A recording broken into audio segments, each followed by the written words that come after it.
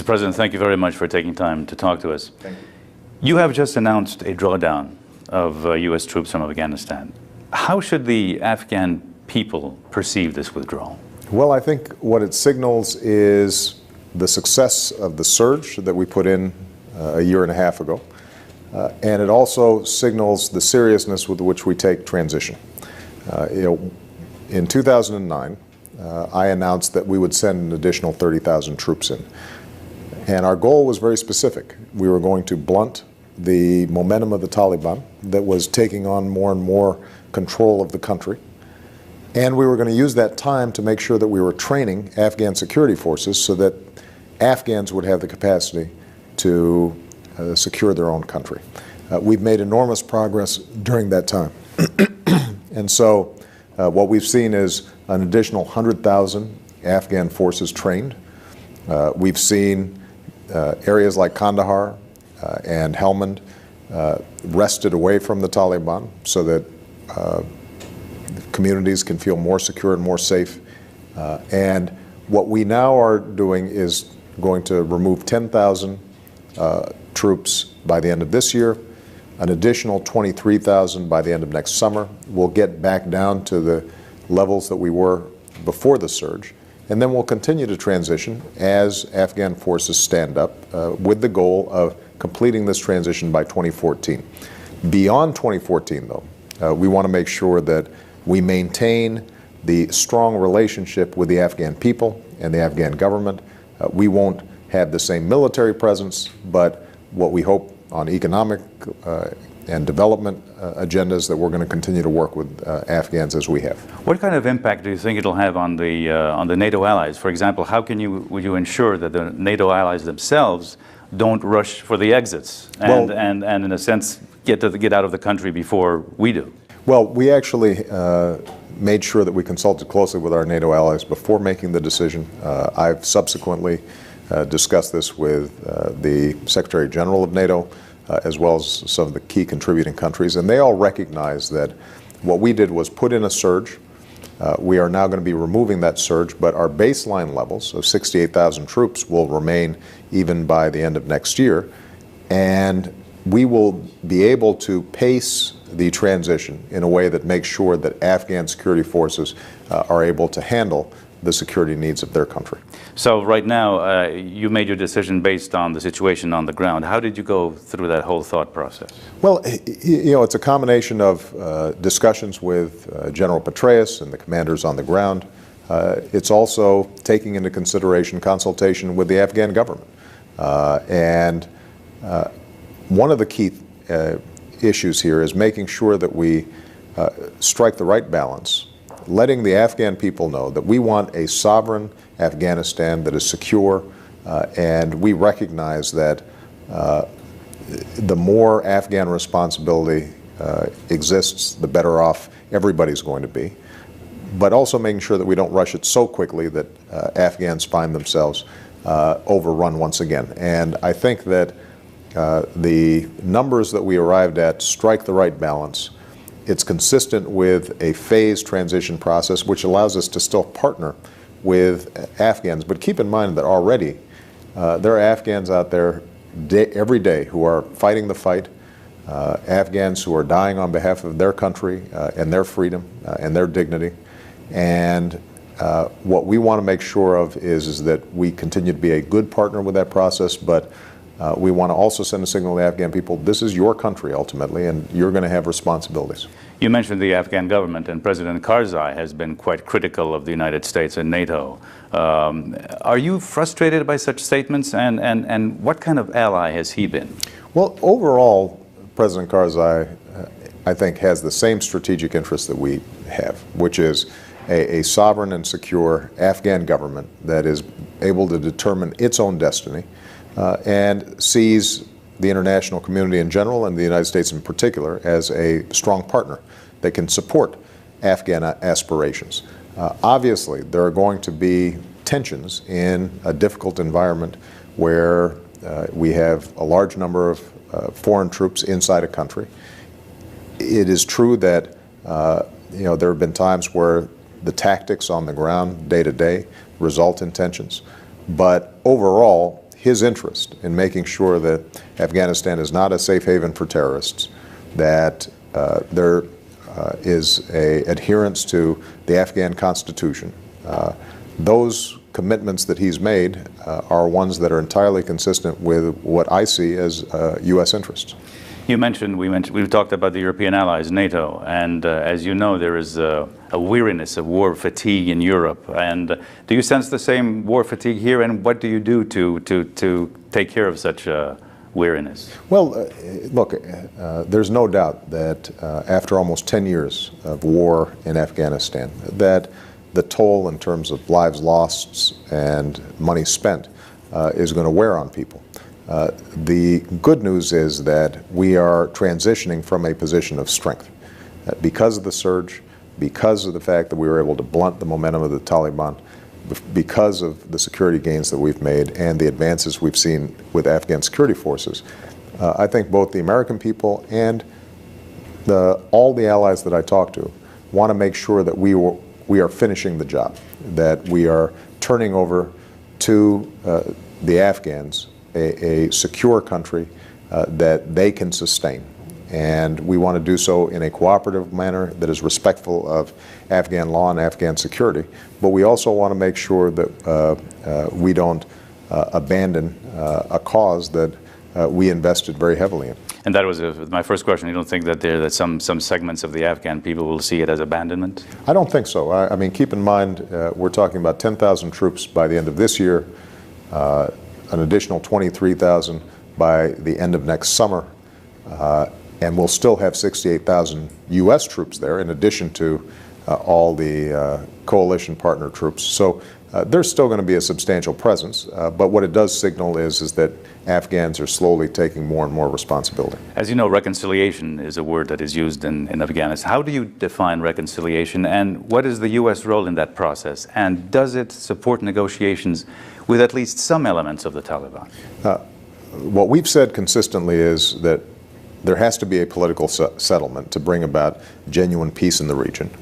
But the terms of that political settlement are important, and we've been very clear in our criteria. We will encourage the Afghans, and we ourselves will talk to anybody, but they are going to have to break ties with al-Qaeda. They're going to have to pledge to abide by the Afghan Constitution, and they'll have to cease violence as a means of bringing about political power. If they take those steps, then I think that there's a strong possibility of creating the kind of political settlement that would finally give Afghans relief from 30 years of war. But it's important that our military efforts continue to support these political efforts, and that means that the Taliban and others understand that they're not simply going to be able to outlast us, that we're going to be in a position to continue to put pressure on them to make sure that they come to the negotiating table with a spirit of observing Afghan constitutional law. Inevitably, when one talks about Afghanistan, one talks about Pakistan. And now that we're beginning the withdrawal from Afghanistan, has the focus now shifted on Pakistan? Well, I think the focus shifted to Pakistan, or at least my view 2 years ago was that you had to look at Afghanistan and Pakistan as part of a similar problem. That border region in which extremist elements had taken control and were providing al-Qaeda safe haven from which to launch attacks into Afghanistan, into Pakistan, and around the world. And so we've sought to strengthen cooperation with Pakistan. Obviously, that has created tensions as well, but overall, Pakistan has cooperated with us in our intelligence collection efforts, in striking at high-value targets within Pakistan. We think that no country has suffered more from terrorist attacks than Pakistan. And so this is entirely in their self-interest. And we think that Pakistan has a legitimate role to play as part of the reconciliation process. I know President Karzai, in his travels to Islamabad, agreed that Pakistan and Afghanistan, along with the United States, should create a core group that can try to discuss how we proceed in this process. But Pakistan has not only a responsibility, but also, I think, a deep interest in dealing with the terrorist elements that are still in their territory. But it's quite clear that the relationship between the United States and Pakistan has cooled. How do you plan to repair that deteriorating relationship between Islamabad and Washington? Well, I think what's happened is that the relationship has become more honest over time, and that raises some differences that are real. And obviously, the operation to take out Osama bin Laden created additional tensions. But I had always been very clear to Pakistan that if we ever found him and had a shot, that we would take it. We think that if Pakistan recognizes the threat to its sovereignty that comes out of the extremists in its midst, that there's no reason why we can't work cooperatively to make sure that both U.S. security interests, Pakistani security interests, and Afghan security interests converge. Do you think that Pakistan has to play a greater role in against terrorism? Well, I think that Pakistan has always seen terrorism as either a problem for somebody else or have seen elements of the Taliban as a hedge in terms of their influence within Afghanistan. And what we've suggested to Pakistan is that not only does terrorism threaten Pakistan more than just about any other country, and not only does it strain its relations with its neighbors and with friends like the United States, but that if it is having a direct relationship with the Afghan government that is constructive, that there's no reason for them to see the Taliban as a hedge against Afghanistan. Instead, they should see the Afghan government as a partner that they can work with. Coming back to Afghanistan, do you think that the European allies should do more? Because that has been, as you know, some leitmotif of Secretary Gates, and especially in the last couple of weeks, very critical of what the Europeans and the NATO has been doing. And can they do, or should they do more? Well, I think the sacrifices that our European allies have made in Afghanistan have been extraordinary. I mean, if you look at the number of British troops who've suffered extraordinary casualties, if you look at the French, the Italians, the Dutch, all of whom have lost significant numbers of lives. If you look at many of the Central and Eastern European states who have substantial numbers, in some ways they're punching above their weight compared to their overall military strength.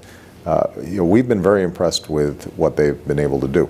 Now, what I think is true is that there are larger questions about where we go as the NATO role evolves and as all of us feel significant pressures on our military budgets. And I think Secretary Gates was speaking less about European participation in Afghanistan, which has been actually quite robust and sustained, but rather as we think about future operations and future capacity, is Europe going to recognize that it has to be a full partner with us in NATO operations? You mentioned military budgets, and I'm sure that one of your considerations for your withdrawal policy is the cost of the war.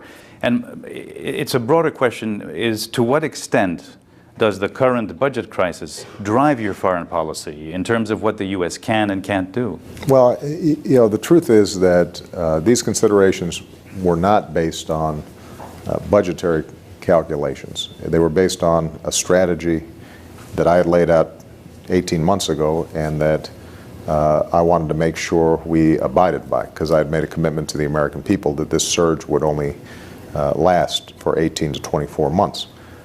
So first and foremost, it was driven by the strategic recognition that the only way for us to have a secure Afghanistan over the long term is to make sure that Afghans have capacity and that we can't patrol villages and police their streets. Ultimately, Afghans have to do that. Now, what is no doubt true is that the United States has carried an enormous burden financially from not only the Afghan war but the Iraq war. And one of the arguments that I made in talking to the American people about this drawdown is that our strength, our power, has always been based first and foremost on our own economic strength and prosperity. And we have to be more judicious in how we project power. That's good strategy. It's good for our national security. It happens also to be good for our budget. Mr. President, thank you for your time. I really enjoyed it. Thank you.